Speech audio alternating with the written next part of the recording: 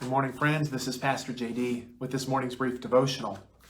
Leon Gautier was one of the French commandos who landed on the beaches of Normandy in June of 1944. That beach, which was very near Gautier's hometown, was filled with enemy soldiers. About 10 years after the war, a new neighbor moved into Gautier's neighborhood, Johann Borner. They got to know one another, and the two soon discovered that they had fought on that same bloody beach, D-Day, 10 years prior, but they'd fought on opposite sides. Johann was one of the many enemy-occupying Germans in Gautier's homeland. Two enemies, now neighbors.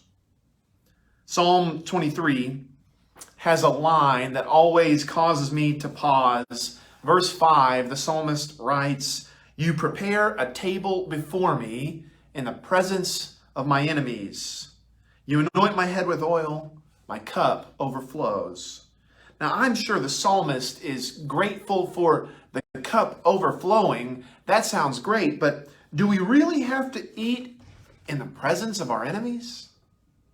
Those two former soldiers became the best of friends over the following years. They even shared holidays together, taking turns hosting the other for those special dinners. A table prepared in the presence of enemies. I imagine most of us believe that God is moving in our lives. But what if God's moving in the lives of our enemies too? Perhaps God is preparing a table for us. The guest list, though, might be filled with enemies. Not so that we might scowl at one another over dinner, but in the hopes that at the end of dinner, there will be no enemies at the table, only neighbors. Would you pray with me? Oh God, you've invited us to your table where there's plenty to eat and drink. May we join you.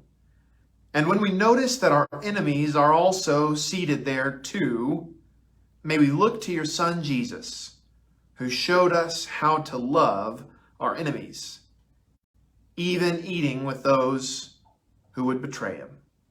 Amen. The peace of Christ be with you this day.